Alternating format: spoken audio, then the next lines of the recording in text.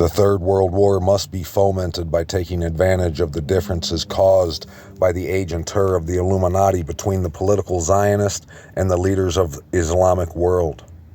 The war must be conducted in such a way that Islam, the Muslim Arabic world, and political Zionism, the state of Israel, mutually destroy each other. Does that sound familiar? Let me get the context of this page from Albert Pike's book, Morals and Dogma, that he wrote in 1871. You might be familiar with this, but what you might not be familiar with is the sound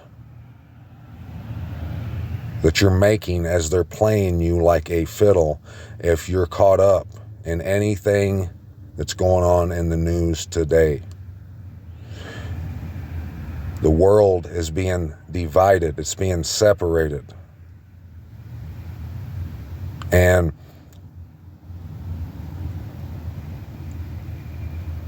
the weapon that was created to destroy almost all of mankind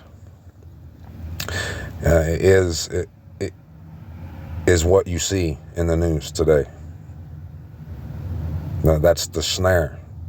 Let me read this to you, and we'll go from there. The First World War must be brought about in order to permit the Illuminati to overthrow the power of the czars in Russia and of making that country a fortress of atheistic communism. The divergences caused by the agents of the Illuminati between the British and Germanic empires will be used to foment this war. At the end of the war, communism will be built and used in order to destroy the other governments in order to weaken the religions. And I know that that's true. And this is how you can track ISIS-Rael back to the First World War. And what I'm going to show you tonight, it's going to open up your eyes to so much that's going on over there in the Middle East, and you'll understand what's going on and what you need to do.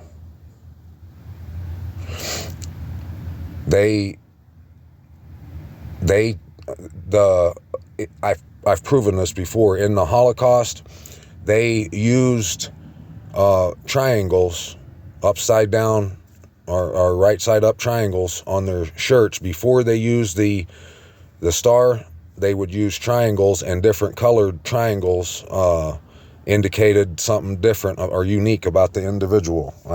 I've shown the whole thing on here. It's common knowledge. And the people that they were most that they destroyed the most were people who understood the scripture. The black triangle, I think it was for someone who understands the Bible. And that them and people like related to that somehow were the ones that were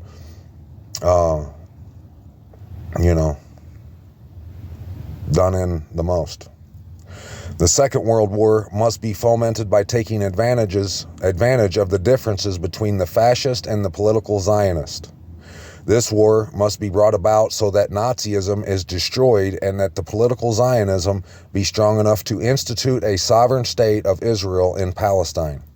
During the Second World War, international communism must become strong enough in order to balance Christendom, which would be then restrained and held in check until the time when we would need it for the final social cataclysm.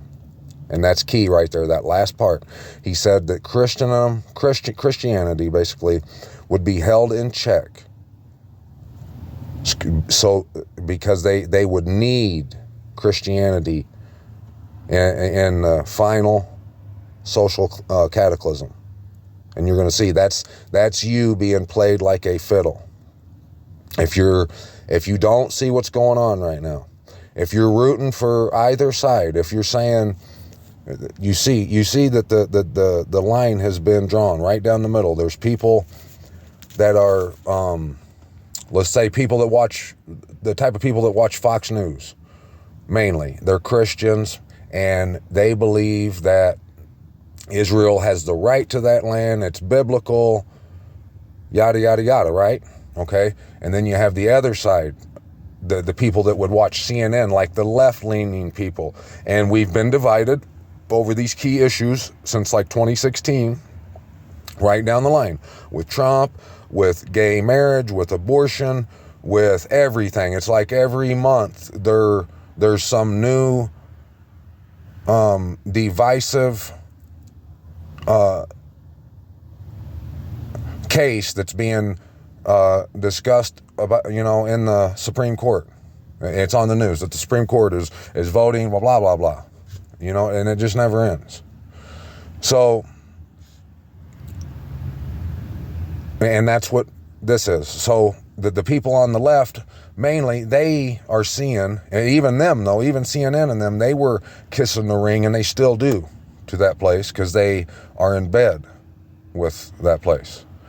But them type of people are seeing the destruction of that strip over there and of those people. They're seeing what's going on. So it's dividing.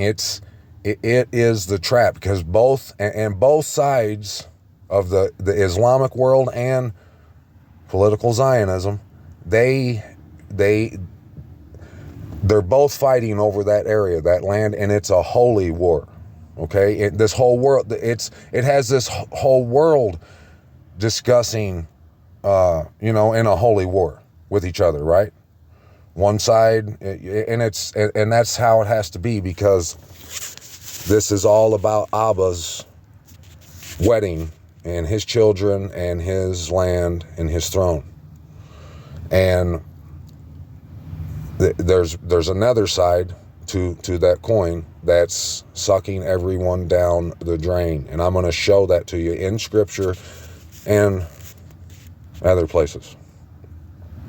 But you should see that right here, that was their whole intention, their whole purpose. When he wrote this book in 1871, they come right out in the early 1900s and got right at it. And they took down, like any...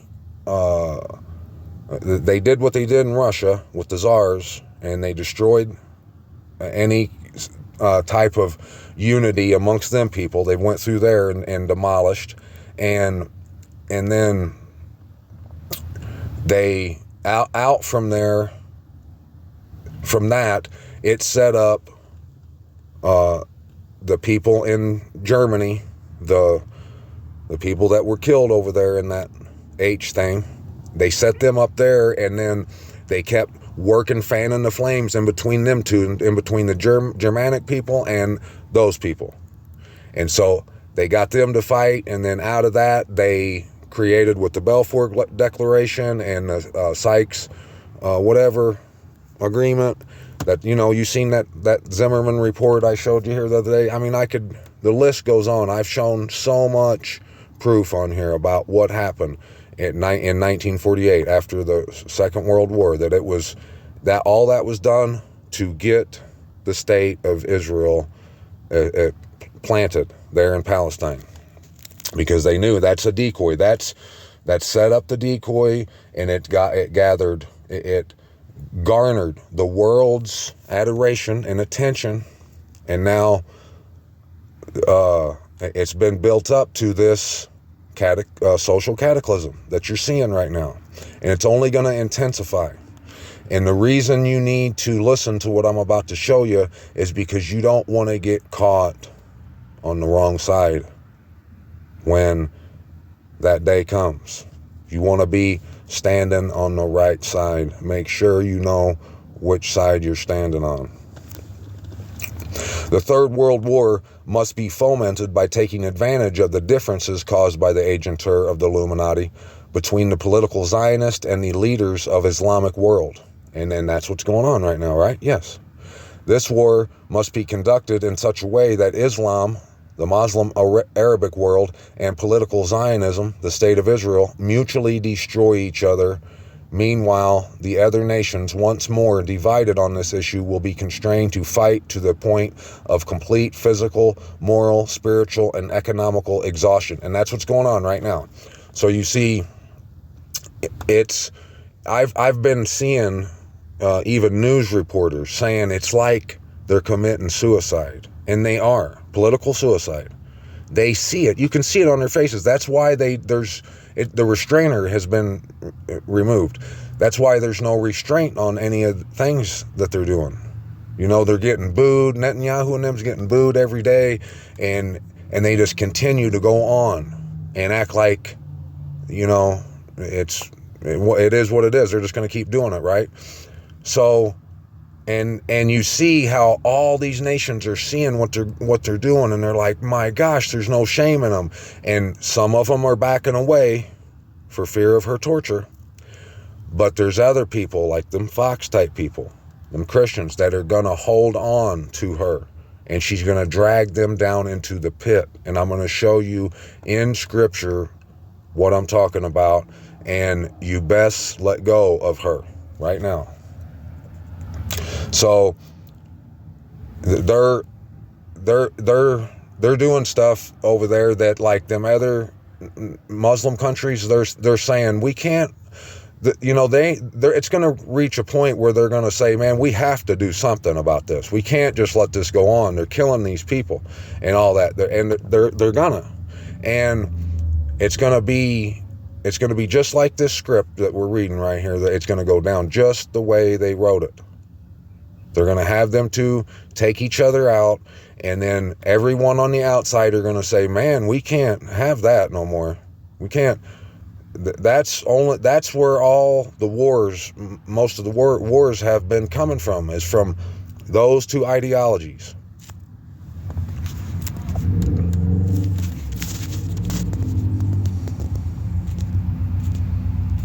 And all the outside countries like France and, you know, America, everybody, they're all getting sucked in. The people of the world, of the nations, they're getting sucked in, and they're getting tired of it. Just like it says right here. Look, it says, meanwhile, the other nations, once more divided on this issue, will be constrained to fight to the point of complete physical, moral, spiritual, and economical exhaustion.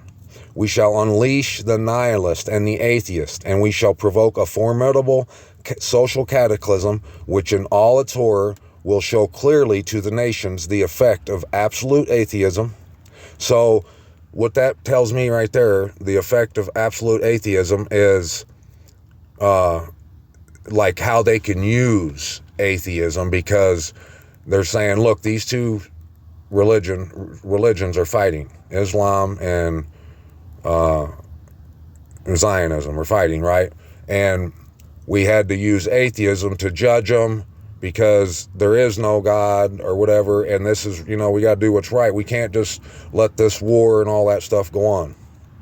And a nihilist is someone who wants to reduce the population. Yes. So, and it will show clearly to the nations the effect of absolute atheism, the origin of savagery, where it all started, how it got that way, so they know not to do it again, and of the most bloody turmoil, the origin of the most bloody turmoil. Then, everywhere, the citizens, obliged to defend themselves against the world minority of revolutionaries, will exterminate those destroyers of civilization. And the multitude disillusioned with Christianity, whose deistic spirits will from that moment be without compass or direction. And deistic spirits means that they were Christians who never planned on doing anything with their faith anyways. They would never actually act on their faith. It's just all talk. That's what deistic means. So from then on, they will be, from that moment on, they'll be without compass or direction, anxious for an ideal, but without knowing where to render its adoration, will receive the true light through the universal manifestation of the pure doctrine of Lucifer. Brought finally out in the public view, this manifestation will result from the general reactionary movement, which will follow the destruction of Christianity and atheism, both conquered and exterminated at the same time. So, and if you just think about this for a while, why Why would they need all that to happen in order to bring Luciferianism out into the public view? Because they want it to dominate. It's like the WEF, the people, the WHO and those, they want to dominate and have you tagged and doing exactly as they say, and they only want a few of you, just enough to for their slaves, so you can serve them. And they want to live in their little dystopic world like 1984. That's the truth. Well, the only way to get that to happen is they have to fan these flames between the two sides. The Christians, they're on the side with Israel. And then you got all the Muslim, and then these Generation Z, these kids nowadays, they're starting to flip, and it's all been whirled up and whisked up to get you to cast your vote on whose side you're going to stand. Look, I just was talking about when I read from the 14 points, the speech by Woodrow Wilson in Morocco. And I mentioned how it mentioned self-determination and how that was the main character in this movie coming up, Thunderbolts. His goal is to find this place, the Citadel or whatever, of refuge, and with him and his buddies, and ask the UN for self-determination. Okay, I was just talking about that the other day, and the next 2 days after that, they took a vote at the UN.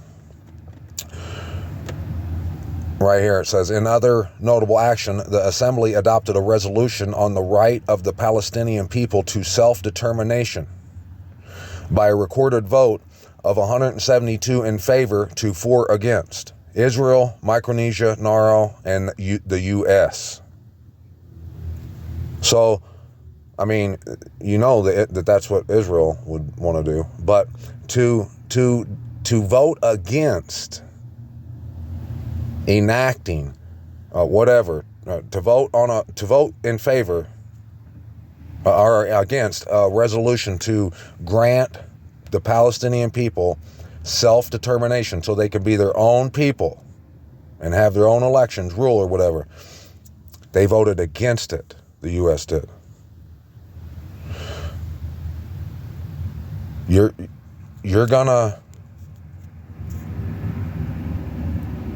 Most of these people on the right side, especially the Christians, they're standing firm. And it's like every day the evidence of who it is they're supporting it's getting louder and louder. They just admitted, I was seeing on the news that was saying that Netanyahu admitted on stage that he has committed genocide. You know what I mean? It's not going away. And if you were standing like the other day, I said that analogy about the difference between standing on the pitcher's mound and at the catcher's mitt. When you're reading the word like we have been, we've been able to see these things come. We saw the sign of the flying scroll on the 6th or the 5th of October. We were reading all that stuff back in September. We seen it coming. We seen what happened on October 7th. We seen that coming. And all this stuff, we've been able to see it. And everyone else is being distracted and caught. And they're playing both sides like fiddles because they've created both sides. That's the thing. There's only one side that's going to escape all of this that's coming victoriously, that will go on to live. And it has nothing to do with either side of this nonsense. That's all one side. That's the dark side. You can see if you're waiting to vote for Trump, you can see he's got a Christmas tree on stage with him. That Christmas tree represents the tree of the knowledge of good and evil. And it represents a male phallic symbol. And it represents Ishtar. It's Saturnalia. It's Saturn worship. And the flag for Isis Ra'el, that star, it's the same thing. It represents the tree of the knowledge of good and evil. Yep. This guy here, I just seen yesterday, which it popped up in my feed. He died. It was on Sky News. Said he died at 56. And as soon as I seen that 56, I said, yep. So I went and looked. And in his character in the game, Black Ops or whatever, is you need to go read it. I'm not going to read it all to you, but you should definitely go check it out, because I mean, his whole character basically, it has a lot of that going on in there, just like that movie we watched the other day. And you can see he represents like the Messiah. They even call him the Messiah of the 99%. Yeah, there's I definitely believe that the day he died or whatever, when they put this article on there, this was a sign that they were communicating with one another. And you can find that in here, that information. But what I'm going to show you right now is the word. Oh, before I do that, I want to show you this. This was on my feed today. It says from January 1st to October 6th, at least 208 people, including 42 children, were killed in the occupied West Bank, making 2023 the deadliest year on record. Since the 7th of October, as jets bombarded Gaza, the IDF ramped up its raids in the occupied West Bank. This year alone counts for a quarter of all Palestinian deaths over the past 20 years. And I've seen figures as high as like 30-some thousand. And that's just what they've counted. What about what's under the rubble and everywhere else? You know, and there's no end in sight. They're not going to stop. So, I mean, the Most High's been showing us in His Word that as the time moved forward towards the end, what you will stand for is more ridiculous. Like, because of your pride, because you refuse to admit that you've been wrong this whole time, that's not the Holy Land, that's not the people, that's not their names, that you don't celebrate them holidays and everything. Instead of admitting that you were wrong and going on to life, finding the truth, you won't, because you admitting that you're wrong is too hard for you to overcome. That's why most people won't find this truth. It takes humility. The only way to find this truth is you have to be humble. And if you are humble, you'll see that what I just said is the truth, and that it's everywhere. It's in every story. And look at this story from back when, 19 years ago. Look at, they're all dressed in white pretty much, and it says lost. That was them laughing at you back then, because the world is lost. They say they are God's children, whatever, but they don't think about the actual throne, the actual home that you say you want to be a part of. They've got you lost, and you don't know where your true home is. But the Word is going to brighten your day. Now, we could go anywhere you want in the Bible. And when we start breaking it down, reading it, you will see that it's the secret of the Most High, and that is that the secret is that your true home, place of origin, has been hidden from you because of what our people did, our fathers did back then. And they presented to you a false Messiah, a false city, a false people, a false hope. And and the world has basically sold their soul to one side or the other. And it's been because of money, because of Babylon, because of all that stuff. And the only way to come out of that is to understand what this word, how this word operates, how the Most High operates. He says right here in Psalm 78, verse 2, I open my mouth in a parable, I utter riddles of old. Okay, the whole word basically is in riddles, in parables. And what's funny is a lot of these scholar type people, they know that, they'll admit that, but they still will base their beliefs on taken, because they took something that should have been taken as a parable, they took it literal. And so they're waiting for Messiah to come down to see him in the sky, when the Messiah said, you ain't going to see that. You ain't going to get it. He said, just as the lightning flashes in the east and shines to the west.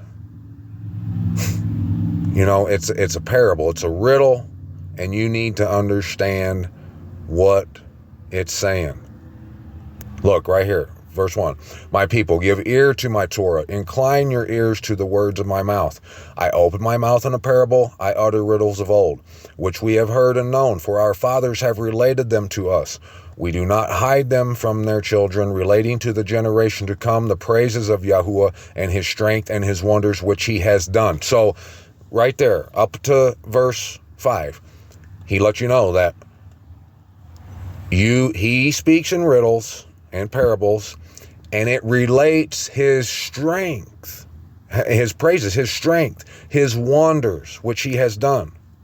So you have to understand that in order to know his wonders, some things that he's done, you're going to have to understand the riddles.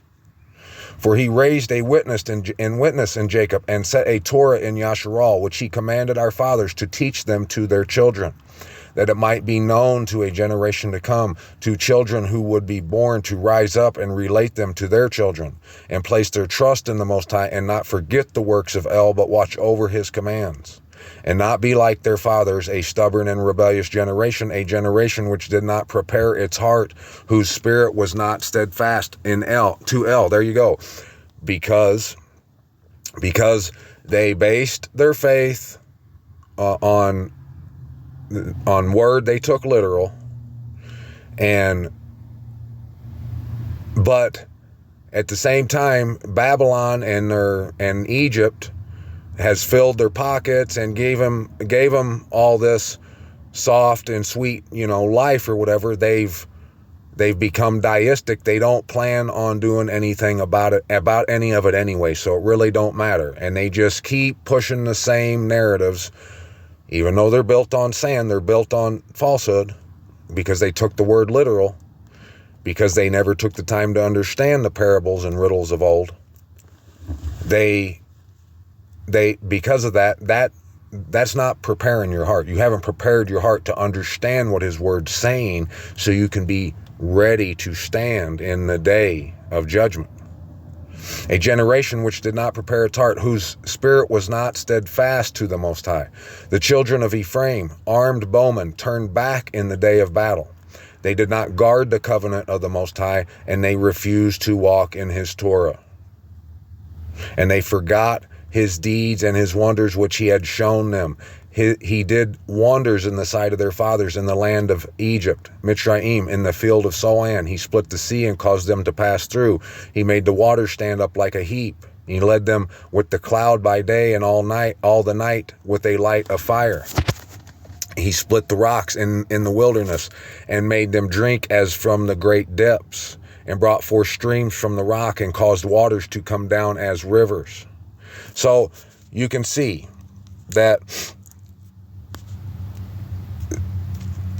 you're going to need to understand what these words, these riddle words, these code words mean.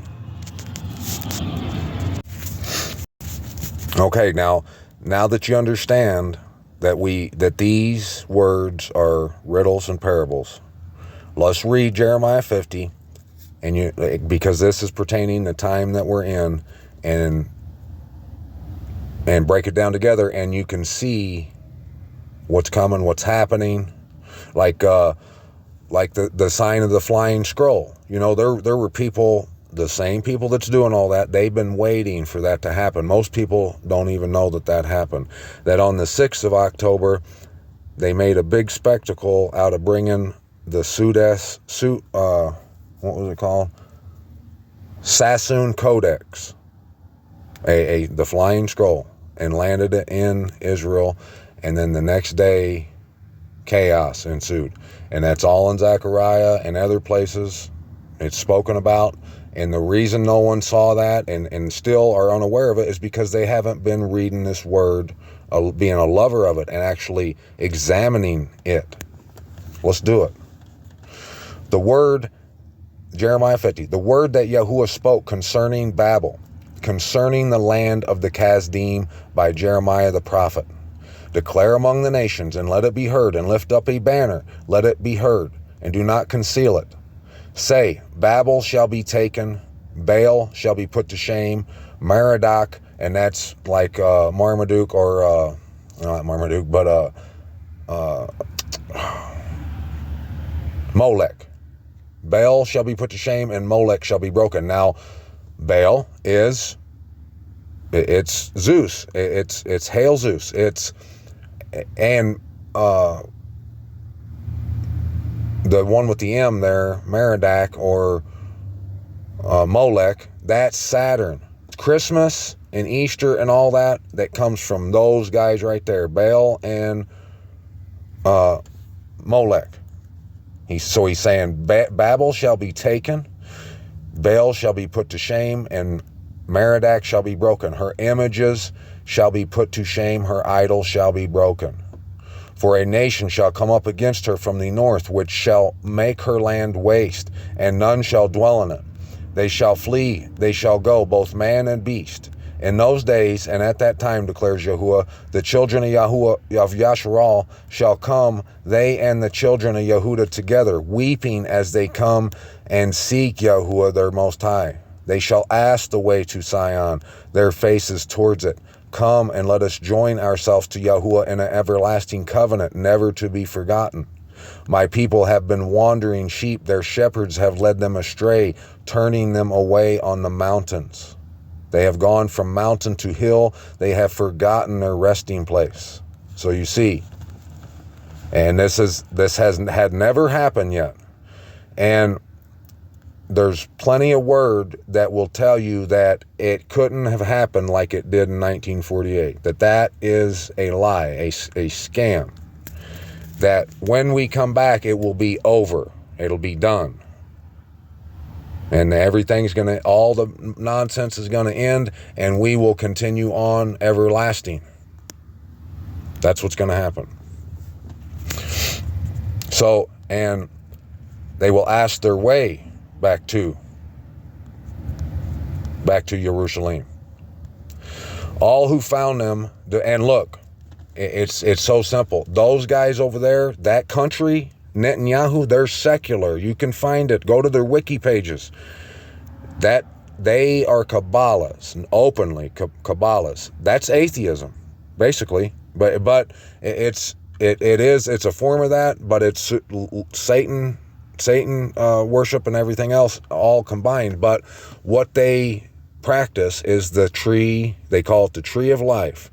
But if you read it, it's the tree of the knowledge of good and evil. That's what that star represents. It represents. There's one aiming up and one aiming down. It's good and evil, light and dark. That's why they have the black and white checker floors and everything. As above, so below. That star is the same as a Baphomet. It's the same thing. As above, so below. It's in Latin, it's named a sexagram, because it represents the act of sex of a man and a woman coming together, a union. And that's what all the Delta stuff was about, the Omicron stuff, all that. It's all tied together. It's one event that's happening, and it has many different aspects, yes, but the same agenda is Everything is following the same agenda. They have it's designed for one goal, one outcome to happen, and that's for everyone who was deistic, who can't stand for the Most High actually, and they're not willing to put their money where their mouth is, which is going to be a lot of people. They're being destroyed, and the only ones that are going to be left are those who showed up for the wedding feast. They had their lamps trimmed. They were ready. Everyone else, they're wandering. Look, it says, my people have been wandering sheep. All who found them have devoured them, and their adversaries have said, we are not guilty, because they have sinned against Yahuwah, the home of righteousness, and the expectation of their fathers, Yahuwah. Flee from the midst of Babel. Come out of the land of the Kasdim, and be as rams before a flock. For look, I am stirring up and bringing up against Babel an assembly of great nations from a land of the north, and they shall array themselves against her. From there she shall be captured. Their arrows are like those of a mighty skilled man, not returning empty-handed. And Chaldea shall become plunder. All who plunder her shall satisfy themselves, declares Yahuwah, because you were glad, because you rejoiced, you who plunder my inheritance, because you have grown fat like a heifer threshing grain, and you nigh like stallions. Your mother shall be greatly ashamed. She who bore you shall be humiliated. Look, the last of the nations, a wilderness, a dry land, and a desert. Because of the wrath of Yahuwah, she shall not be inhabited, but she shall be deserted, all of it. Everyone passing by Babel shall be astonished and whistle at all her plagues. Yet set yourselves in array against Babel all around, all you who bend the bow, shoot at her, spare no arrows, for she has sinned against Yahuwah. So see, you can see every once in a while he has to say something to make sure you're still awake and let you know these are parables. And he's not talking about no one actually shooting literal arrows. He's saying set yourself in array against Babel all around. You need to understand who she is and start tearing her down with the words of your mouth, with what you say and how you believe and what you're, find the truth out about her and expose it. Shout against her all around. She has given her hand. Her foundations have fallen. Her walls are thrown down, for it is the vengeance of Yahuwah. Take vengeance on her as she has done, so do it to her. Cut off the sower from Babel and him who handles the sickle at harvest time. See, cut off the sower from Babel. See, right there. That lets you know. This is talking about the church systems. Okay? Everywhere the people of this world has been getting their information from. And that's, they go on Sunday and they get preached to, or they hear someone talk, and they never dust the Bible off, open it up and get in there and read it to see what it says. They just take man's word for it. And look, he's saying cut off the sower, and it's been cut off for me. Like I see it now, but we still have to. There's one thing, like I know a lot of people who have done the same. They've cut the sower of Babel is no longer affecting them in most all ways, except for the most important way. And it's because they might have cut themselves off from listening to preachers and going to churches and stuff like that. But if they still haven't lamented their home, if they still haven't come to the realization that you have a home and you must return to it, and it's under humiliation right now, if they don't ever figure that out, they were lost anyway. The sower of Babel did destroy them. Babylon destroyed them, because you have to come home.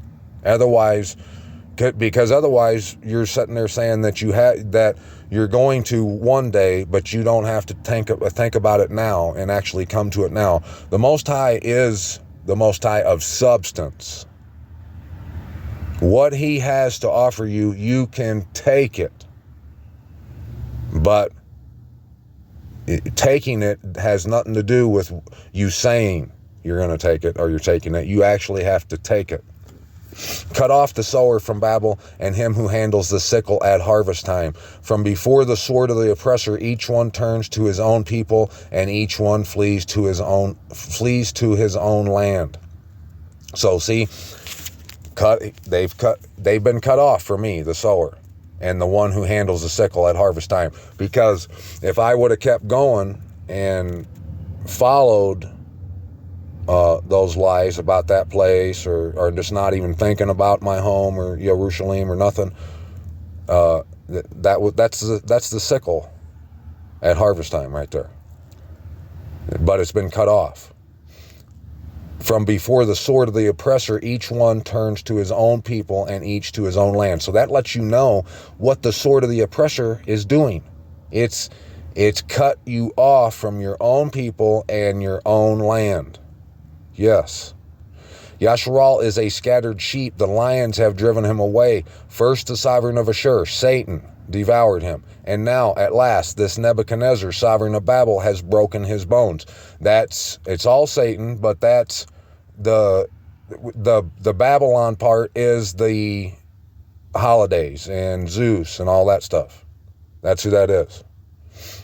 So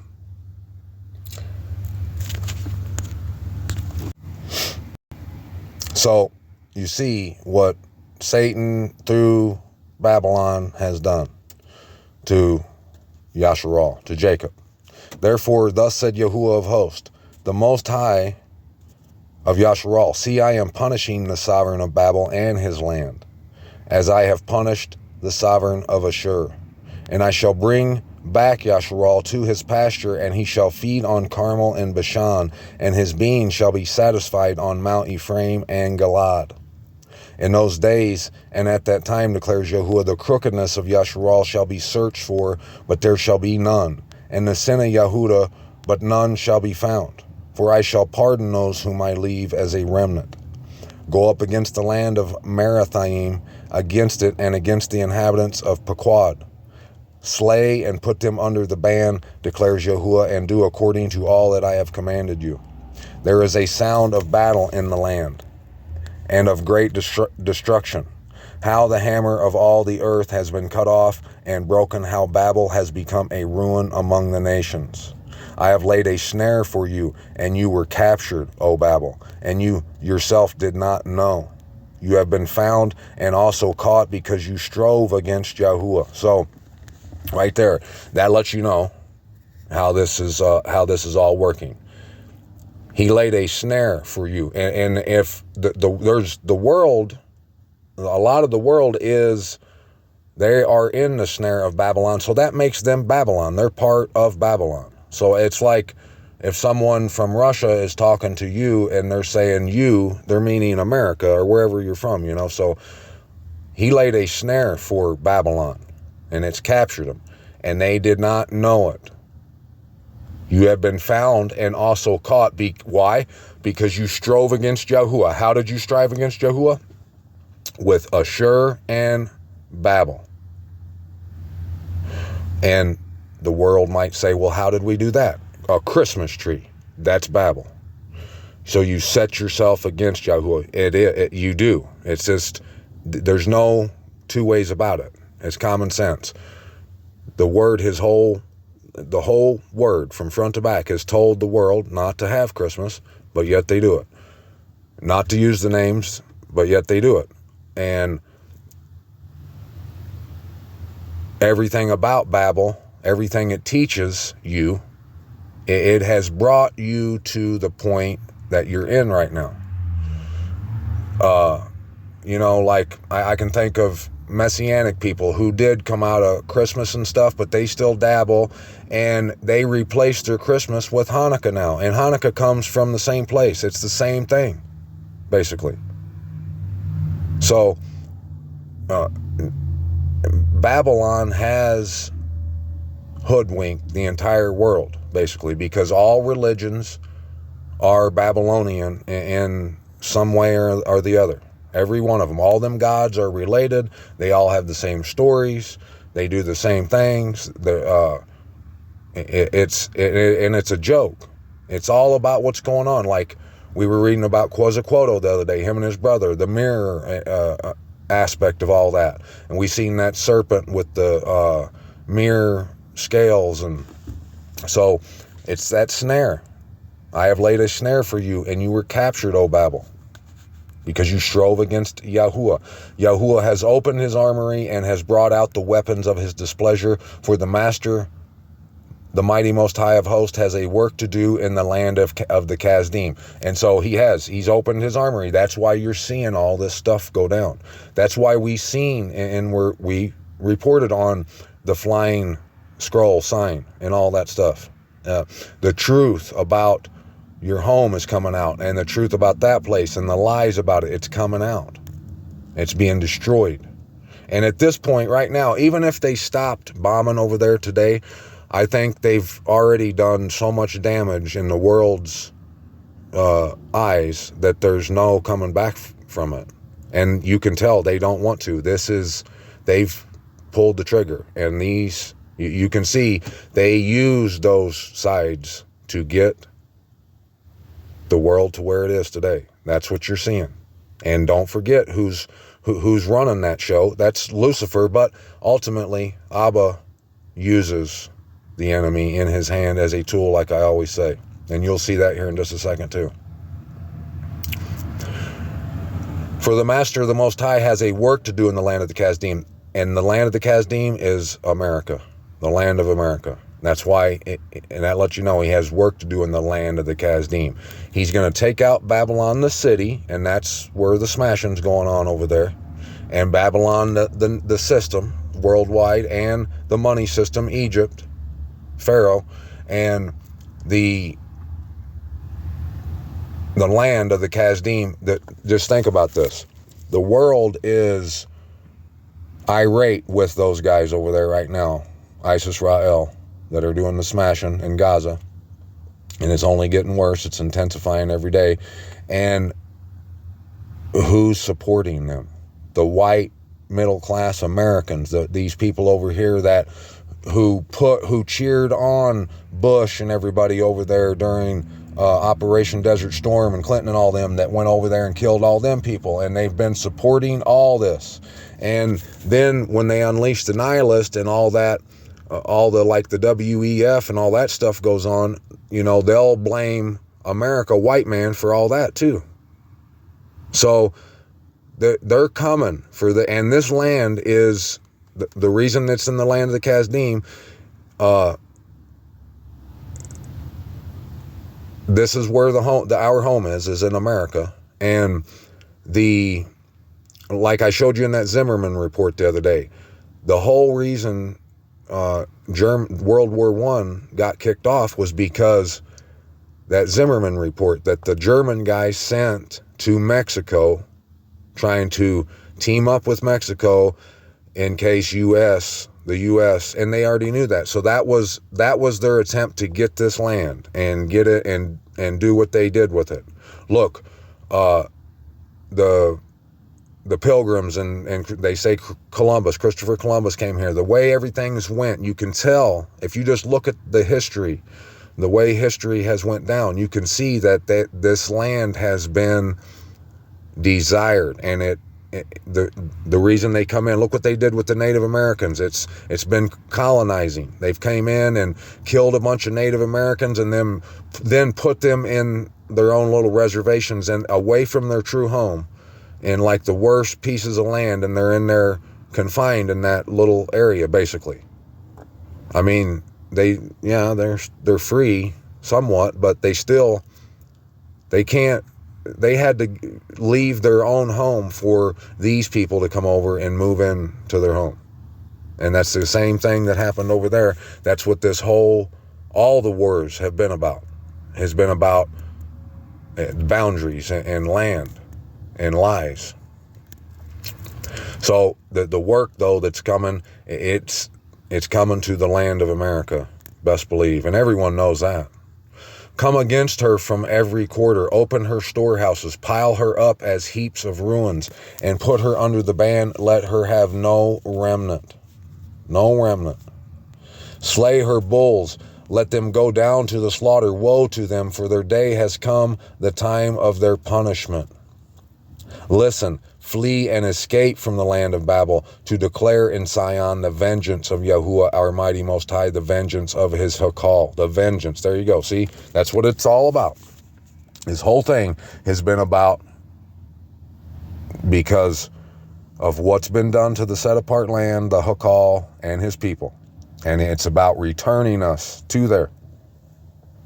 Summon archers against Babel. All you who bend the bow, encamp against it all around. Let no one escape. Repay her according to her work. Do to her according to all she has done. For she has been proud against Yahuwah, against the set-apart one in Yasharal. Therefore her young men shall fall in the streets, and all her men of battle shall perish in that day, declares Yahuwah. See, I am against you, O proud one, declares the master of Yahuwah of hosts. For your day has come, the time of your punishment. And the proud one shall stumble, and he shall fall, with no one to raise him up. And I shall kindle a fire in his cities, and it shall devour all around him. See, and that's what's going on right now. The proud one, all these people who are too proud to say, just humor me. Just imagine if this is true, that what I'm saying about Isis Ra'el, that is Babylon, just what would it take for someone who's a staunch supporter of them right now? What would it take for someone to, if they see the truth of it, what would it take for them to say, man, that's what stops them, is their pride. They won't look at the truth because they don't want to believe it, because that's who they support. They would have to admit that they're wrong. That's what stops them. If everyone else did it, then they'll do it. Then they won't feel so bad about being wrong. They got to wait for everyone else. They got to see what's trending. Do you see? They're proud. They're worried about their reputation, about what people are going to think of them. They don't care what the Most High thinks of them. They're against him. Well, if you come out of Babel, you have to set yourself all around her and expose all this stuff.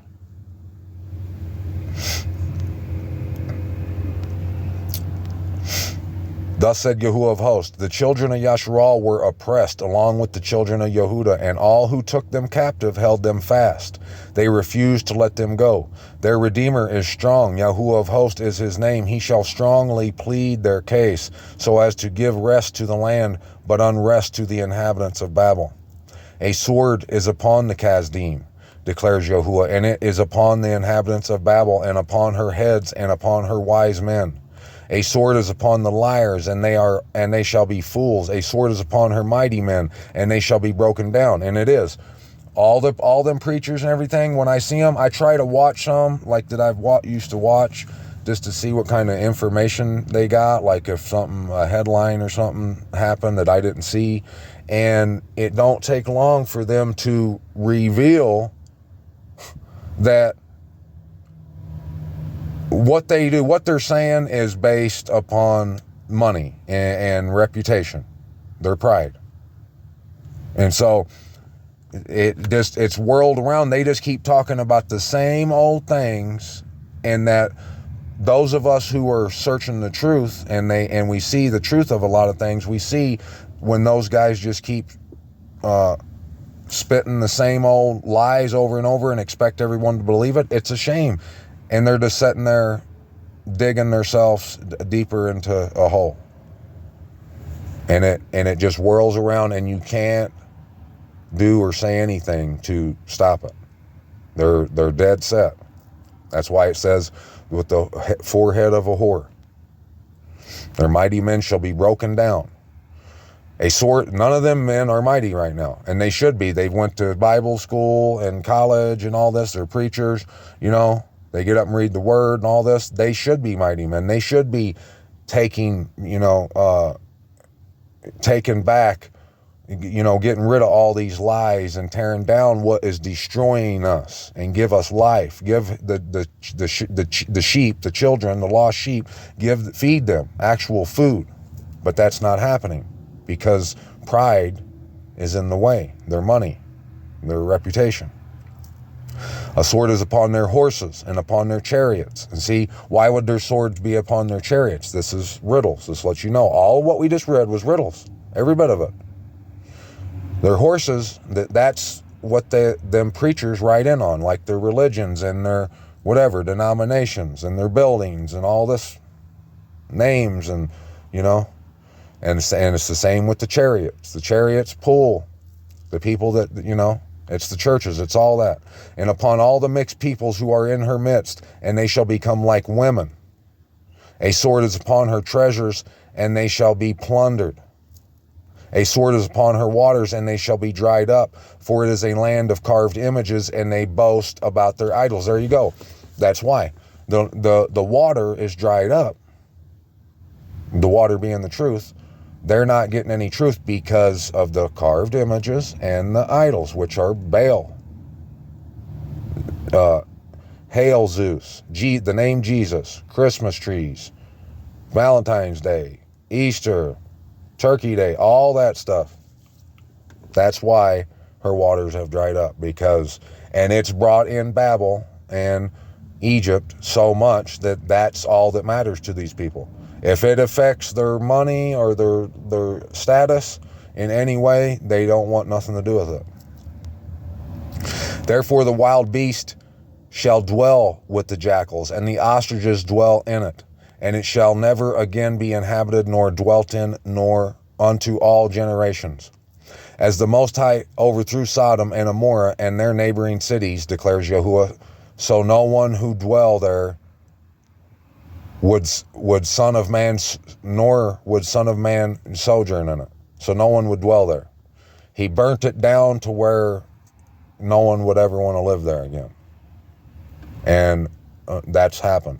And the proof of it is right here in America. You can find it if you want to look. So people shall come from the north, and a great nation, and many sovereigns stirred up from the ends of the earth. They strengthen their bow and spear, they are cruel, and they show no compassion. They sound like the roaring sea, and ride on horses set in array, like a man for the battle against you, O daughter of Babel. The sovereign of Babel has heard the report about them, and his hands became weak. Distress has taken hold of him, pain like that of a woman in labor. See, he comes up like a lion from the Yarden jungle against the enduring pasture. But in an instant I shall make them run away from her, and who is the chosen one whom I appoint against her? For who is like me? Who summons me? And who is that shepherd who stands before me? Therefore hear the counsel of Yahuwah, which he has counseled concerning Babel, and his purposes, and his purpose he has purposed concerning the land of the Kasdim. The least of the flock shall drag them away. He shall make their pasture a waste before them. At the sound of Babel's capture, the earth shall be shaken, and the outcry shall be heard among the nations. Right there. The least of the flock shall drag them away. So just so you know, that the only place you're going to be hearing truth from, if you can find it, it's never going to be coming from someone you would and the world would expect it to be coming from. It's going to be coming from the least of them, the people who the majority of the world pays no mind to. And the earth shall be shaken. That's what's been happening. Ever since we've been speaking this truth, things have been set into motion. Thus said Yahuwah, see, I am stirring up the spirit of a destroyer against Babel, against those who dwell in Leb, my opponents. And I shall send winnowers to Babel, who shall winnow her and empty her land, for they shall be against her all around in the day of evil. Let the archer draw his bow, and let him stand ready in his armor. Do not spare her young men, put all her army under the ban. And the slain shall fall in the land of the Kasdim, and the pierced through in her streets. The slain shall fall. So, just think about this. If you looked on the earth, like on Google Earth, what part of the earth is going to have the most supporters of Israel in it? It's easy, isn't it? It's hands down. It's America and Europe. People, the religions that came directly from there, like Christianity and all that, the majority of those people are in America and Europe. So the slain shall fall in the land of the Kasdim. The majority of the people who are going to be destroyed are going to be in the land, that are being destroyed from the image of the beast, from Babylon. Pierced through. For neither Yasharal nor Yehuda is widowed by his Most High. See? Yahuwah of hosts. Though their land has been filled with sin against the set apart one of Yasharal. Flee from the midst of Babel, and let each one save his life. Do not be cut off in her crookedness. For this is the time of the vengeance of Yahuwah, the recompense he is paying her for his call. Babel was a golden cup in the hand of Yahuwah, making drunk all the earth. See? The nations drink her wine. That is why the nations went mad. The snare has been set by the Most High, like I told you. How do you think he would separate the wheat from the chaff? He would have to put something out that the world, that people, quote unquote believers, would gravitate to because they think it's holy and everything else. He would have to. But because he's true and he's righteous and he's lovingly committed, he put the truth in his word so you could find it. But because of Babel, the world has went mad over these holidays and all this stuff, and they become deistic. They have no plans on doing anything of action. They're not going to walk to Jerusalem. They're not going to admit that they are wrong, that they've been worshiping and supporting the image of the beast, worshiping the man of lawlessness. They're not going to do it. But that the Most High has used that. It was a golden cup. See? Golden cup in the hand of Yahuwah. There you go. That golden cup, that holy grail.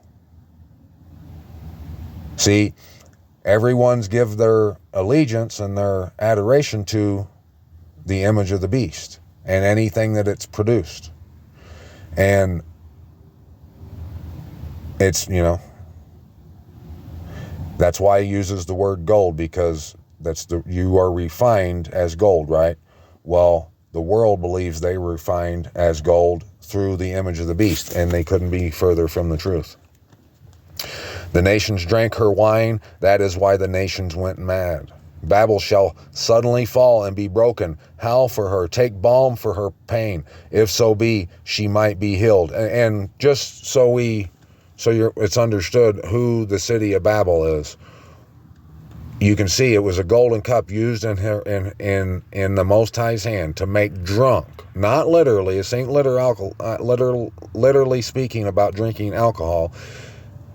The wine, like in Revelations, it says the wine of the wrath of her whoring. Okay, so her whoring is the wine. Jesus was born on the 25th of December.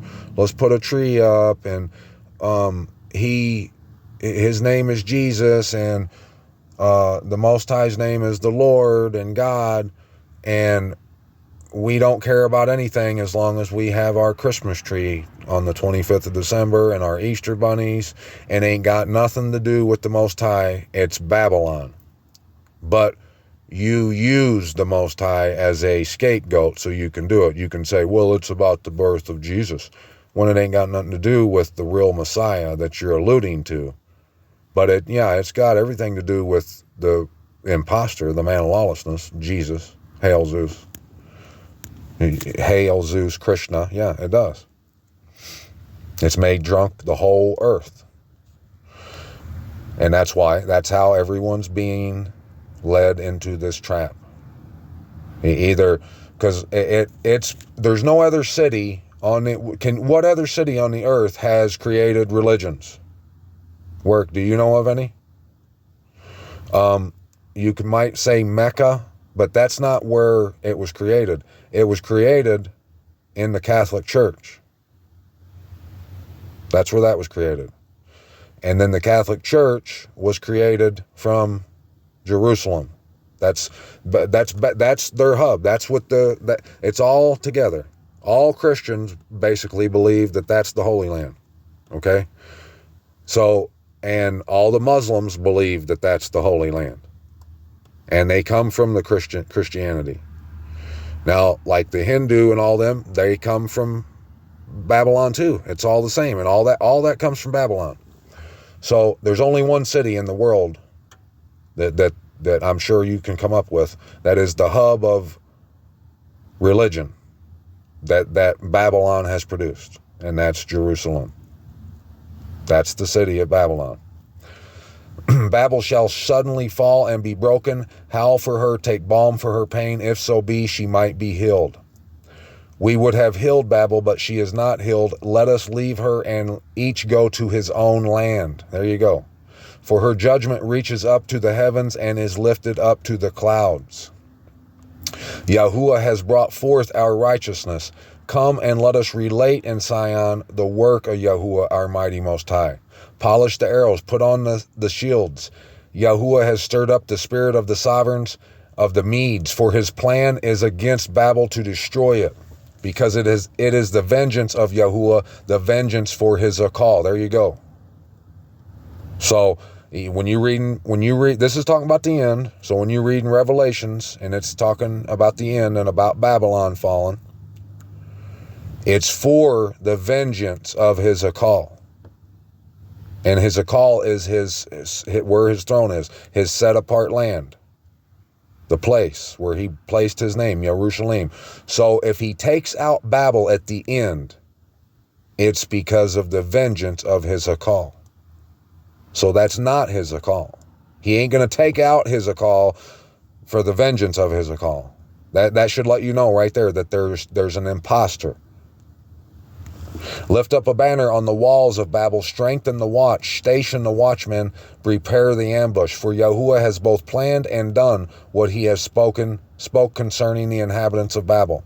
And the inhabitants of Babel means it ain't just people who live there. It's if you still believe in that crap and you're going to pound that drum and support those guys, you dwell. You're an inhabitant there. You might as well be. You who dwell upon many waters, great in treasures, your end has come, the measure of your greedy gain. Yahuwah of hosts has sworn by himself, I shall certainly fill you with men as with locusts, and they shall lift up a shout against you. He made the earth by his power, he established the world by his wisdom, and stretching out the heavens by his understanding. When he gives forth his voice, the waters in the heavens roar, and he makes vapors to ascend from the earth, from the ends of the earth. He makes lightnings for the rain, and he brings the wind out of his treasuries.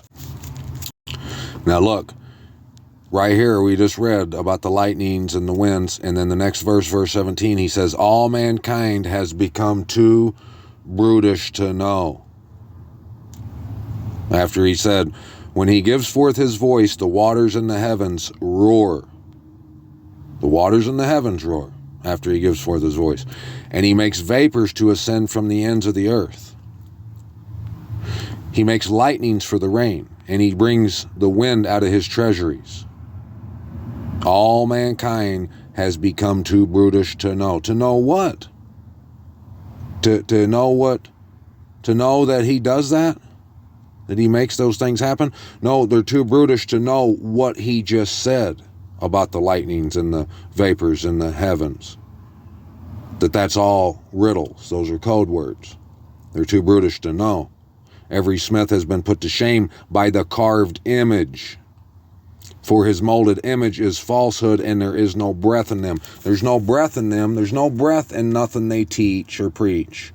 Nothing to do with it. Because there's no truth. There's no life. The life is in the breath he breathed into our nostrils. There's no life in none of that. It's just straight death, and it's based on falsehood. They are worthless, a work of mockery. In the time of their punishment, they perish. They're a work of mockery. The portion of Jacob is not like them, for he is the maker of all, and the earth, and Yasharal is the tribe of his inheritance. Yahuwah of hosts is his name. You are my battle axe, weapons of battle, and with you I shall break nations in pieces, and with you I shall destroy reigns, and with you I shall break in pieces the horse and its rider, and with you I shall break in pieces the chariot and its rider. Yes, the church and the pastor and the lies and the organizations that preach those lies. And with you I shall break in pieces man and woman, and with you I shall break in pieces old and young, and with you I shall break in pieces the young man and the maiden. And with you I shall break in pieces the shepherd and his flock, and with you the farmer and the yoke of oxen, and the governors and the rulers. I shall repay Babel and all the inhabitants of Chaldea for the evil they have done in Zion before your eyes, declares Yahuwah. There you go. You think you're going to get out of getting paid, out of punished, if you've cheerleaded the image of the beast and swore to everything, the stuff that it's taught, and everything it's taught has been in complete opposition to the Most High. It's been the tree of the knowledge of good and evil that we were forbidden to eat from. You're going to act like that you're going to try to act like you should get out of being punished for all that. And the truth is right here for you to see, but you deny it because the image of the beast makes you, it's convenient for you, whatever. You're not going to get unpunished. You're going to be punished. And it's because of the evil done in Zion. See, I am against you, O destroying mountain, who destroys all the earth, declares Yahuwah. And I shall stretch out my hand against you, and I shall roll you down from the rocks and make you a burnt mountain. Roll you down from the rocks. That's what he's doing right now. She was up in the clouds, and he's rolling her down. He's showing everyone who she is. Like I mentioned, the Gen Z kids, these kids nowadays, they see, and they're not going to be another generation after this one. There's not going to be too many supporters of Isis Ra'el here in the coming generations, I can tell you that. And they shall not take from you a stone for a cornerstone, a stone for a corner, nor a stone for a foundation, but you shall be a waste forever, declares Yahuwah. And like I said, again, these are riddles and codes. He's not talking about just leaving leaving her desolate where there won't be a building. That's letting you know who he's talking about, because in Yerushalayim is where the cornerstone, Messiah, the cornerstone. So there is no cornerstone from Babel. There's no Messiah, no truth, just waste forever. Lift up a banner in the land, blow a shofar among the nations, prepare the nations against her, call the reigns together against her, Ararat, Mini, and Ashkenaz, appoint a commander against her, bring up horses like hairy locusts. Separate the nations against her with the sovereigns of the Medes, its governors and all its rulers, all the land of his rule, so that the land shakes and writhes in pain, for every plan of Yahuwah shall be established against Babel, to make the land of Babel a ruin without inhabitant. The mighty men of Babel have ceased to fight. They remained in their strongholds. Their might has failed. They became like women. They have burned her dwelling places. The bars of her gate have been broken. One runner runs to meet another, and one reporter to meet another, to report to the sovereign of Babel that his city is taken on all sides. And the fords have been captured, and they have been burned. They have burned the reeds with fire, and the soldiers are startled. For thus said Yahuwah of hosts, the mighty Most High Yasharal, the daughter of Babel is like a threshing floor at the time it is trodden. Yet a little while, and the time of her harvest shall come. So you see, the daughter of Babel is like a threshing floor at the time it is trodden. How is she like a threshing floor? Because the world, there's people who are devoted to it, giving their devotion to it. They believe the lies that came from it. It's a threshing floor at the time it is trodden. And look, what are these people going to do when the supporters of that place, when it's it's been revealed that it's like worse than the people from the 40s, the Germans. It's worse than them. That it's beyond, people aren't, that people, what are you going to do? Say, I'm sorry that I've been supporting this place when the truth of it was right here the whole time, and I've been preaching at everyone else, trying to pray for them, all the stuff that they do in the name of falsehood. What are they going to do with themselves? It's best to come out now. Come out now. And like I've said so many times, we've all been guilty of this. We've all were led astray. There's nothing we can do about what we've done before. All we can do now is turn now. Turn out of her now. Because why? Because yet a little while and the time of her harvest shall come. So she's a threshing floor at the time she is trodden. She's being trodden down, and it's a threshing. It's threshing the world.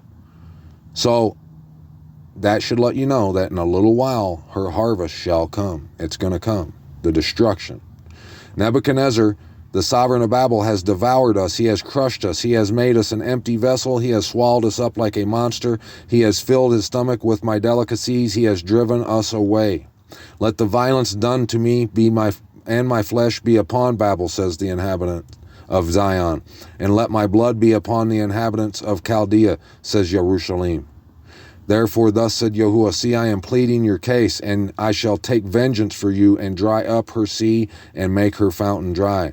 And Babel shall become a heap, a habitation of jackals, and an astonishment and a hissing without inhabitant.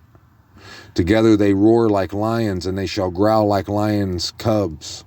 In their heat I prepare their feast, and I shall make them drunk, so that they rejoice and sleep a never-ending sleep, and not awake, declares Yahuwah. See, he made this. It was a cup in his hand, and you go right to it, and you have your holidays, your feast, and you think you're doing a good deal, but a good deed, but you're not. That's why you rejoice. You make them drunk so that they rejoice, and do your slain in the spirit kind of stuff. Yeah. And I shall bring them down like lambs to the slaughter, like rams with male goats. Oh, how Sheshach has been captured! The praise of all the earth been seized. How Babel has become a ruin among the nations. There you go. There's another clue to let you know who we're talking about. The praise of all the earth. That's the praise of all the earth. The sea has risen over Babel. She has been covered with the roaring of its waves. Her cities have become a ruin, a dry land, and a desert, a land where no one dwells, neither does Son of Man pass by it. Look, and that's another hint. Neither does Son of Man pass by it. He's letting you know that anywhere, anything to do with Babylon, it ain't got nothing to do with the Son of Man. It's all lies about him. And I shall punish Bel in Babel, and I shall make him spew out what he has swallowed, and nations shall no longer stream to him. Even the wall of Babel shall fall. Come out of her midst, my people, and let everyone deliver his being from the burning displeasure of Yahuwah. And what is Babel's wall? It says her wall shall fall. Her wall was, anytime anyone said anything about that place, they said, we're God's chosen people, and that's ended the conversation. It don't matter what they're doing. The Christians will say, those are God's chosen people, they can't be touched. If you bring your hand against them, you see, it was such a snare set for the people that, they're killing themselves by saying the things they say and doing the things they do. They're hypocrites. They're beating people over the head with the word, with the Bible, saying those things, that's the people and the land, when the word tells us it ain't, and that it's the impostor, the image of the beast, and they can't see it. Come out of her midst. Wait a second. Yeah, the nation shall no longer stream to him. Even the wall of Babel shall fall. Come out of her midst, my people, and let everyone deliver his being from the burning displeasure of Yahuwah, unless your heart grow faint and you fear the report heard in the land. For a report shall come 1 year, and after that in another year a report shall come, and violence in the land, ruler against ruler. See, he's saying, come out of her, come out of Babel, and out all of the lies, and not be deistic, lest your heart grow faint, and you fear the report heard in the land. You feared it. Most people has feared this report, that is the imposter, and that the real land is over here. They stumble. They don't know what to do with it. They hate it, because it means that they would have to admit they're wrong. That's all.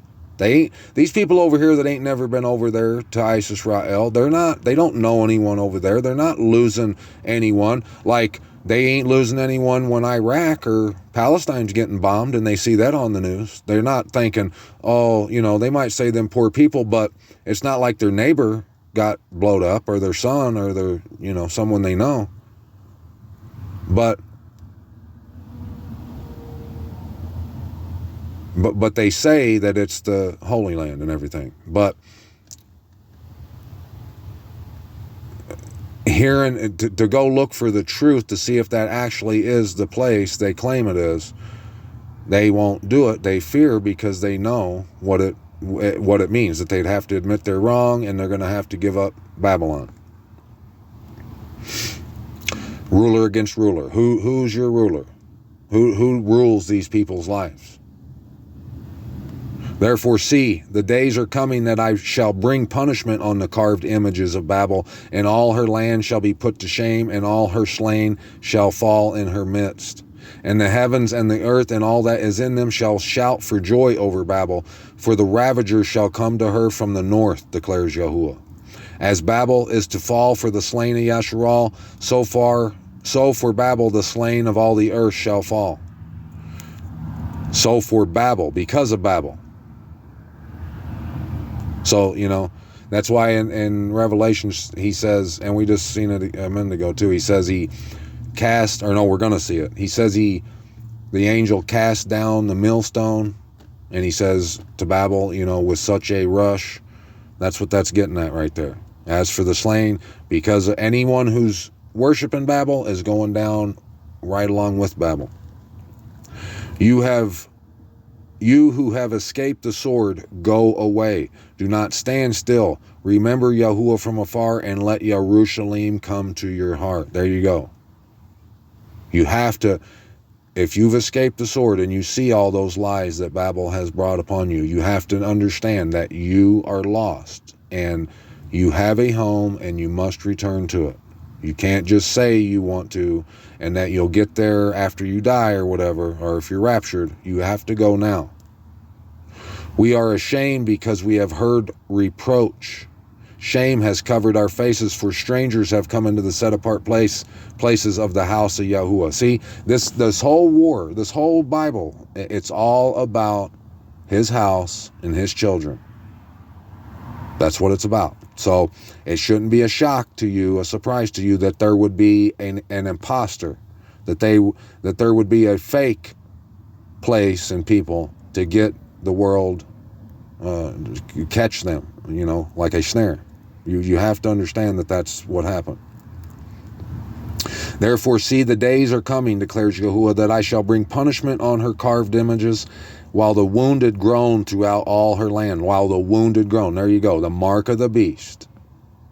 If you're believing everything it's taught you, you got the mark.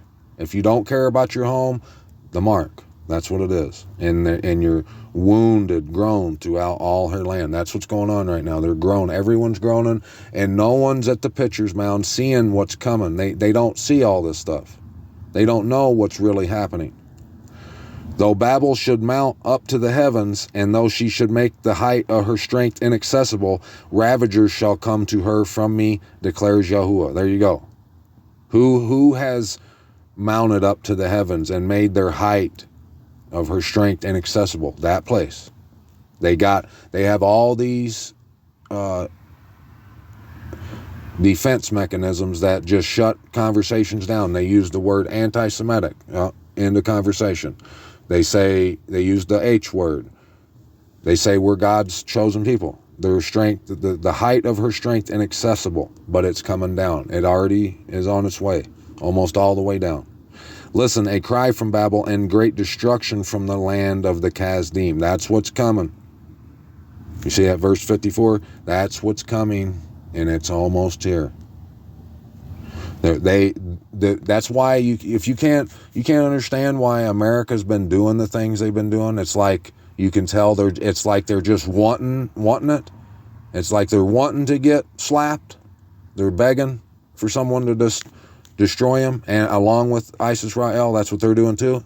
They're committing suicide. They are. This because the people that made those entities, those countries and those people, they have used them. They made them and used them to get the world. We just read it in Albert Pike, and we read it in the Word. The Most High used it to get the ending to be, to get his outcome the way he wants it to be. It had to be like this. Because Yahuwah is ravaging Babel and shall silence her loud voice, and her waves shall roar like great waters. The noise of their voice shall resound.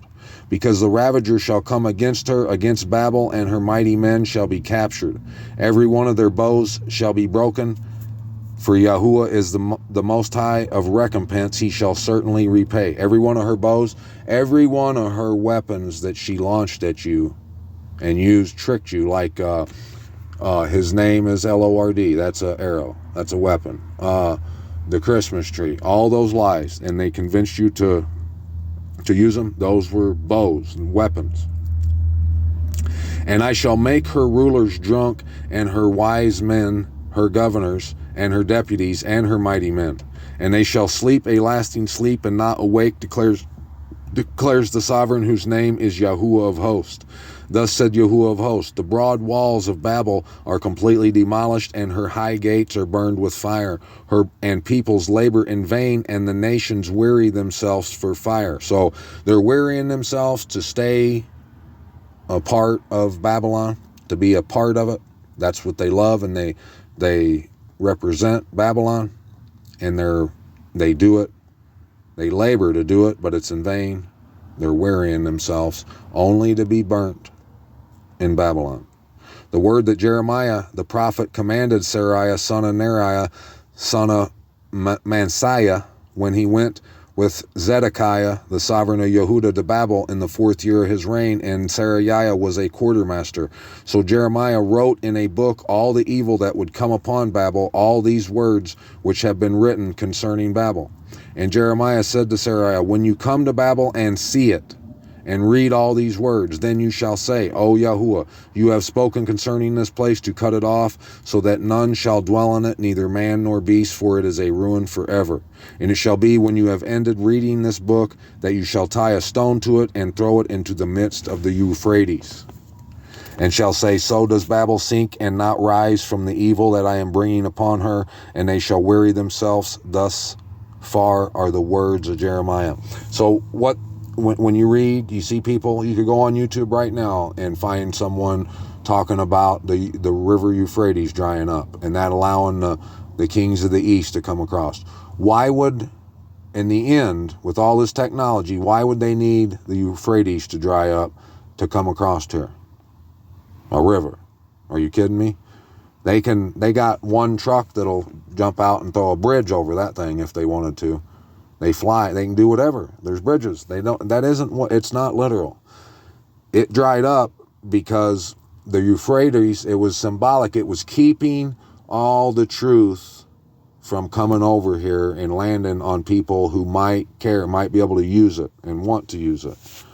Now that's the restrainer. The restrainer has been removed, and now we're seeing what really is. And look, you could go to any book you wanted to. If we were streaming right now, I would just ask you, just pick one. Just pick any place in the Bible. And we'll go open it up, and I bet it won't take us long before we see what I'm talking about. We'll see that there's an imposter and that you must return. Just pick one. Let's just pick Joel. We'll pick Joel chapter 1. The word of Yahuwah that came to Joel, son of Pethuel. Hear this, you elders, and give ear, all you inhabitants of the land. Has there ever been in your days, or even the days of your fathers, has this ever been? Relate it to your children and your children to their children and their children to the generation after them. When the gnawing locust left, the swarming locust the swarming locust has eaten, and what the swarming locust left, the crawling locust has eaten, and what the crawling locust left, the consuming locust has eaten.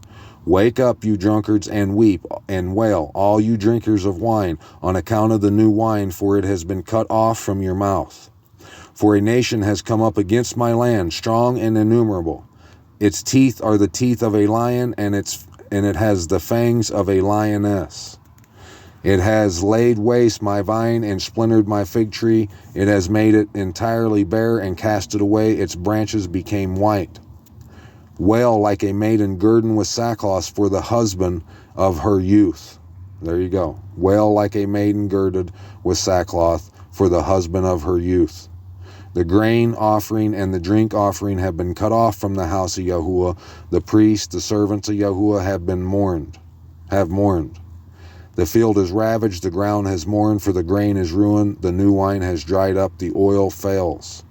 The farmers are ashamed, and the vine dressers wail over the wheat and over the barley, for the harvest of the field is destroyed.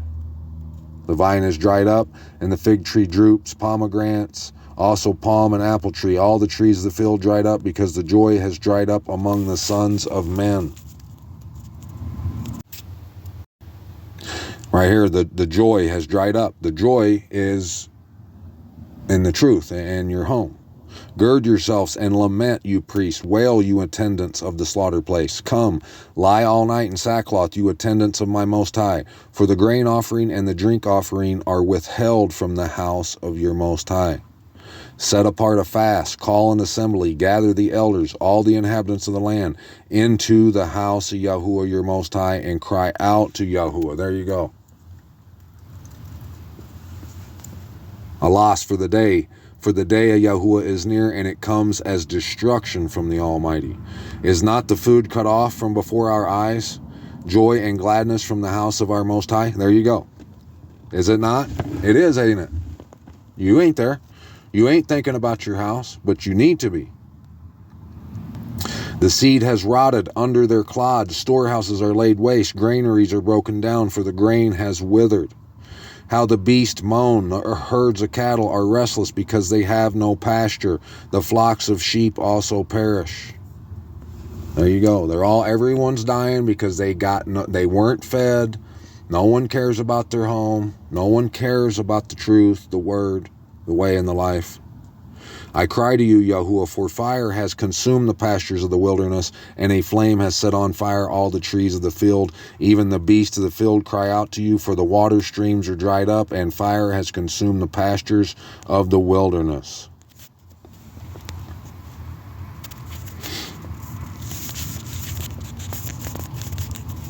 Blow a shofar in Sion and sound an alarm in my set-apart mountain. Let all the inhabitants of the earth tremble, for the day of Yahuwah is coming, for it is near. A day of darkness and gloom, a day of clouds and thick darkness, like the morning clouds spread over the mountains. A people many and strong, the like of whom has never been, nor shall there ever be again after them, to the years of many generations. Ahead of them has consumed, and behind them a flame burns. Before them the land is like the Garden of Eden, and behind them a desert waste, and from them there is no escape. There's another clue letting you know what they did, what these people, entities did. They changed the land. And like, look, right down here.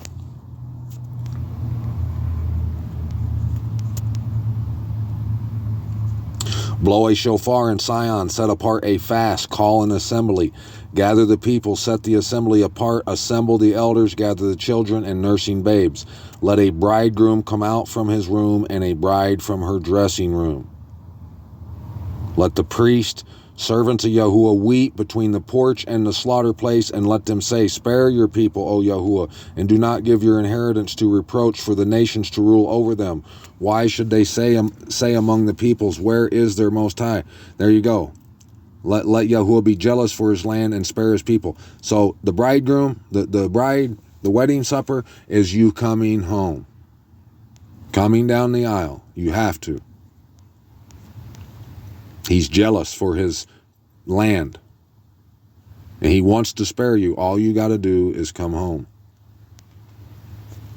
Look, and let Yahuwah answer and say to his people, see, I am sending you the grain and the new wine and the oil, and you shall be satisfied by them. That's what you're hearing, that you shall be satisfied by this. It's the truth about your home and about it being lied to, and that you can come home and rule and reign.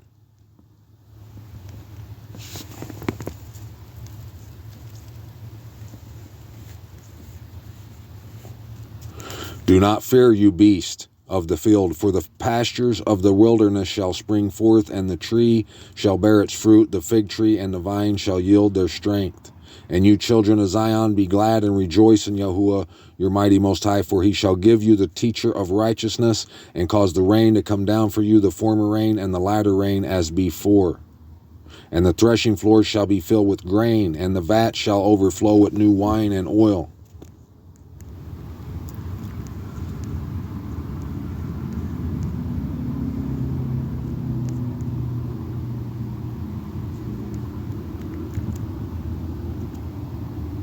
For on Mount Sion and Jerusalem there shall be an escape, as Yahuwah has said, and among the survivors who Yahuwah calls.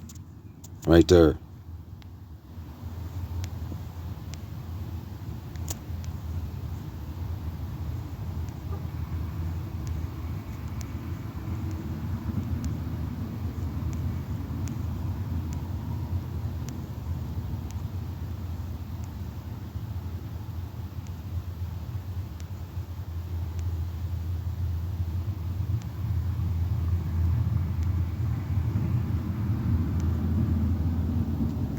This is the valley of decision. Crowds in the valley of decision, for the day of Yahuwah is near in the valley of decision. You got a decision to make. Yahuwah shall roar from Zion and give forth his voice from Jerusalem, and the heavens and the earth shall shake, but Yahuwah shall be a refuge for his people and a stronghold for the children of Yasharal. Then you shall know that I am Yahuwah your Most High, dwelling in Zion, my set-apart mountain. Jerusalem shall be set apart, and foreigners shall not pass through her again. And right there, so that's talking about returning to Jerusalem, and that foreigners shall not pass through her again. That rules out that place over there, because they are, all of them are foreigners. Everything they teach is the son of a foreigner.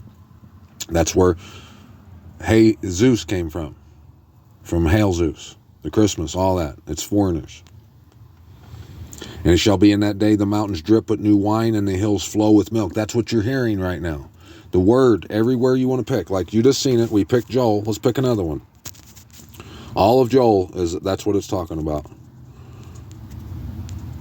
Well, Zechariah, because I mentioned Zechariah. That's what Lamentations is all about. But look at Zechariah right here. We'll go right here to the flying scroll, so you can see. And I got the articles to prove to you that happened. I lifted up my eyes. Wait, is this the... No, it's 7, I think. Or was it 5?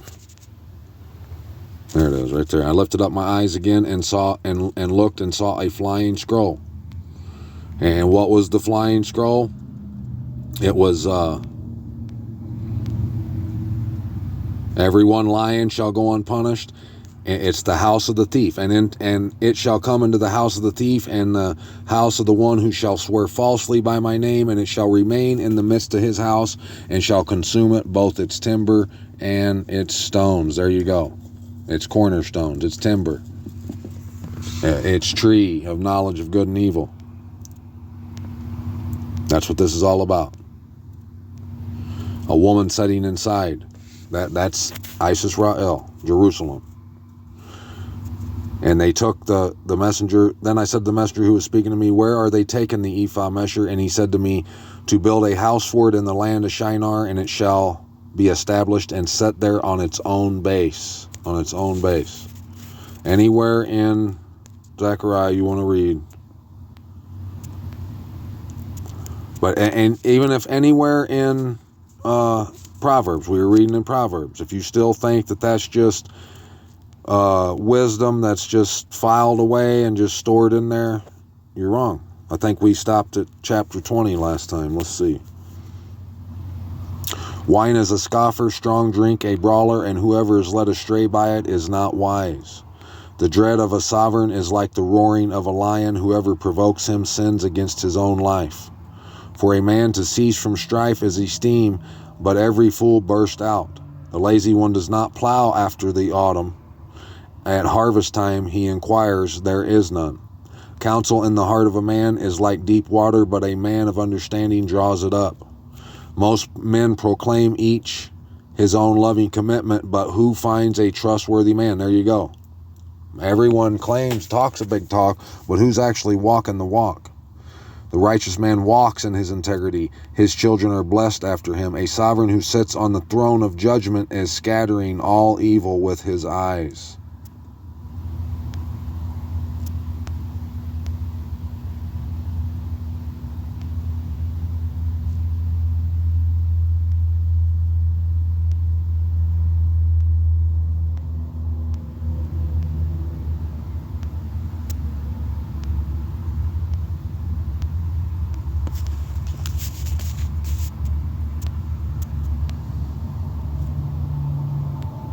An inheritance obtained with greed at the beginning is not blessed at the end. There you go.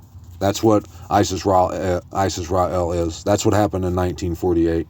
An inheritance obtained with greed, and they didn't obtain nothing. It's going to be destroyed.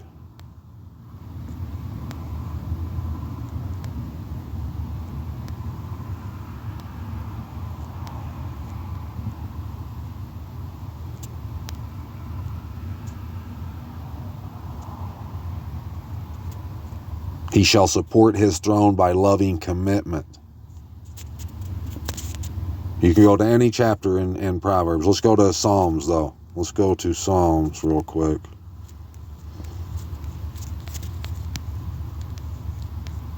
Wherever it is here. We were reading 78 earlier.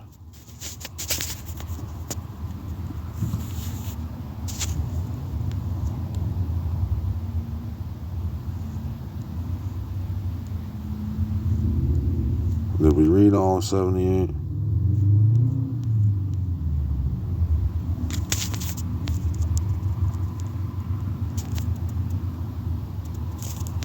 This is all he's telling you in this chapter, to remember what happened in Egypt, and that what Moses did, and that's what you're going to have to do. O my Most High, the nations have come into your inheritance. They have defiled your set-apart Hakal. They turned Jerusalem into ruins. They have given the dead bodies of your servants as food for the birds of the heavens. There you go. The dead bodies of your servants. They have given the Bible, the books, the prophets of his servants, as food for the birds of the heavens, as these entities, these religions, these preachers and stuff. Birds of the heavens who claim to be of the truth. The flesh of your lovingly committed ones to the wild beasts of the earth. They have poured out their blood like water all around Jerusalem, with no one to bury them. You have become a reproach to our neighbors, a scorn and a mockery to those who are around us. How long, O Yahuwah, would you be enraged forever? Would your jealousy burn like fire? Pour out your wrath on the nations who have not known you, and on reigns that have not called on your name, for they have devoured Jacob and laid waste his pasture. Do not remember against us the crookedness of the fathers. Let your compassion speedily meet us, for we have been greatly weakened. Help us, O my Most High, of our deliverance, for the sake of your esteem, of the esteem of your name, and deliver us. Cover our sins for your name's sake.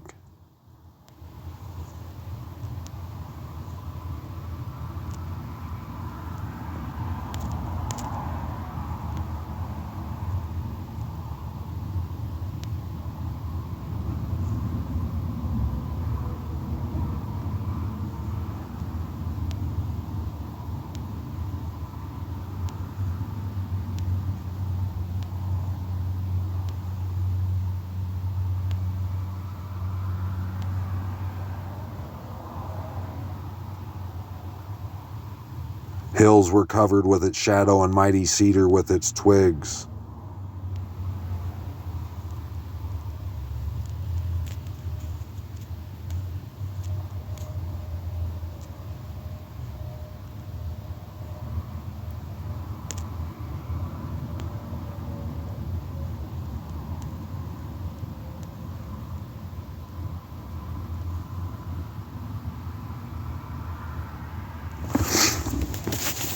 Blow a shofar in the new moon in the covering for the day of our festival, for this is a law for Yasharal and right ruling of the Most High of Jacob.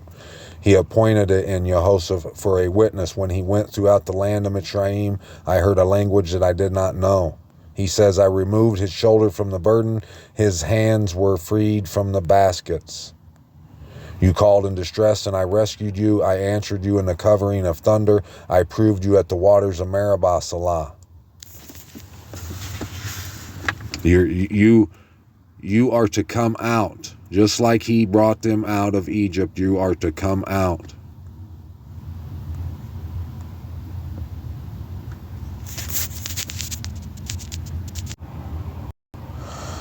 And, you know, like I said, if any of you think that there's a book in the Bible somewhere that doesn't speak of this, I mean, just let me know and we'll look through it. But look right here, Revelation 17. And one of the 7 messengers who had the 7 bowls came and spoke with me, saying to me, Come, and I shall show you the judgment of the great whore sitting on many waters, with whom the sovereigns of the earth committed whoring, and the inhabitants of the earth were made drunk with the wine of her whoring. There has been no one else that's done this. The Christianity, like the true believers, the people that followed Messiah back in the day, what they were doing has been hijacked since then. And it's lawlessness, the anti-Messiah, whatever, anti-truth. And they made, in 48, they went and established the state of Israel. And they've made the inhabitants of the earth drunk with the wine of her whoring, with the theories, the rapture theories, and the holidays. And it's so we don't have to.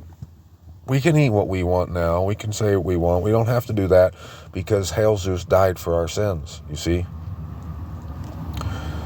He carried me away in the spirit into the wilderness, and I saw a woman sitting on a scarlet beast covered with names of blasphemy, having 7 heads and 10 horns. So the beast was scarlet, and he was covered with names of blasphemy. Where does all the names of blasphemy come from? Lord, God, those are names of blasphemy. Jesus, Iesus, those are names of blasphemy. Where'd they come from? And the woman was dressed in purple and scarlet, and adorned with gold and precious stones and pearls, holding in her hand a golden cup filled with abominations and the filthiness of her whoring. There's that golden cup that the Most High, he said it was in his hand. The abominations and the filthiness of her whoring, and upon her forehead a name written, a secret, Babel the Great, the mother of the whores and of the abominations of the earth. There's that Mother Earth again. And I saw the woman drunk with the blood of the set apart ones and with the blood of the witness of Yahusha, and having seen her, I marveled, greatly marveled. And the messenger said to me, Why did you marvel? Let me explain to you the secret of the woman and of the beast she rides, which has the 7 heads and the 10 horns. The beast that you saw was and is not, and is about to come up out of the pit of the deep and goes to destruction. The beast that was and is not, and had names of blasphemy. And those dwelling on the earth, whose names are not written in the book of life from the foundation of the world, shall marvel when they see the beast that was and is not and yet is. That's what's going on. Israel, they marveled at it. And Babylon sets on Israel. They haven't marveled at Italy and Rome like the Vatican. They ain't marveled at that. They've marveled at that place.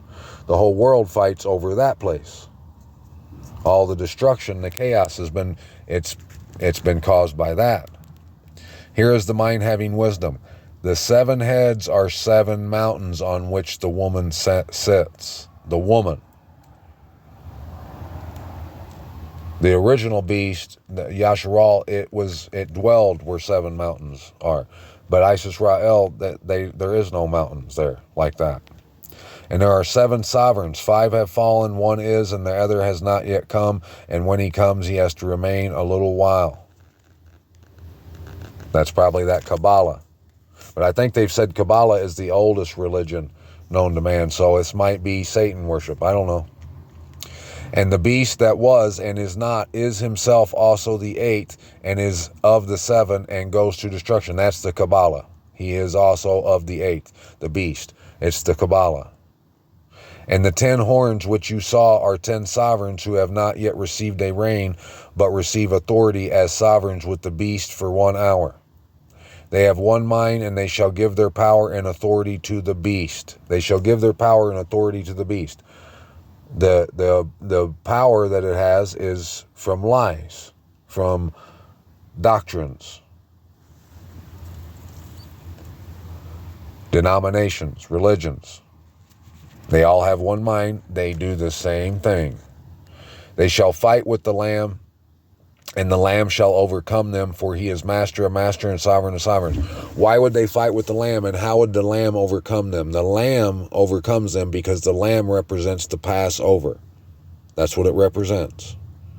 You have to eat all of the Lamb, all the truth, put the blood on the doorpost. That's how it overcomes Babylon and the beast. You know, those who are with him are called and chosen and trustworthy.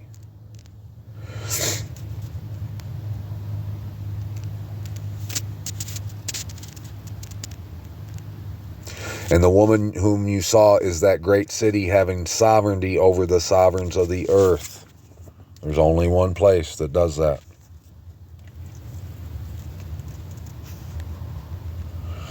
And after this, I saw another messenger coming down from the heaven, having great authority, and the earth was lightened from his esteem. The earth was lightened from his esteem.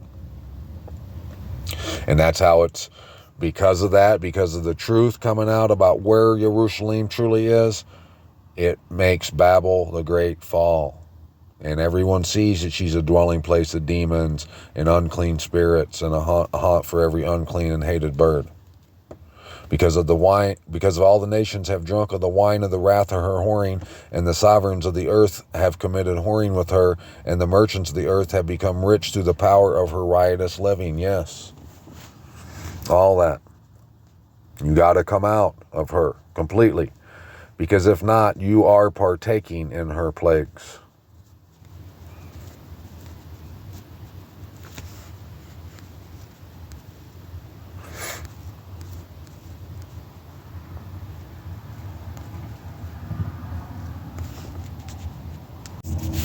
And I'll leave you with this right here, Malachi in chapter 3. He says, "See, I am sending my messenger, and he shall prepare the way before me. Then suddenly the master you are seeking comes to his call, even the messenger of the covenant in whom you delight. See, he is coming, said Yahuwah of hosts, and who is able to bear the day of his coming, and who is able to stand when he appears." He suddenly will appear in his call. He says, see, the master you're seeking comes to his call suddenly. And who is able to bear the day of his coming? He's came, he's here, he's telling you, you got to come home. Who's able to bear that? Who is able to lament their home and come home and come out of Babylon? Who?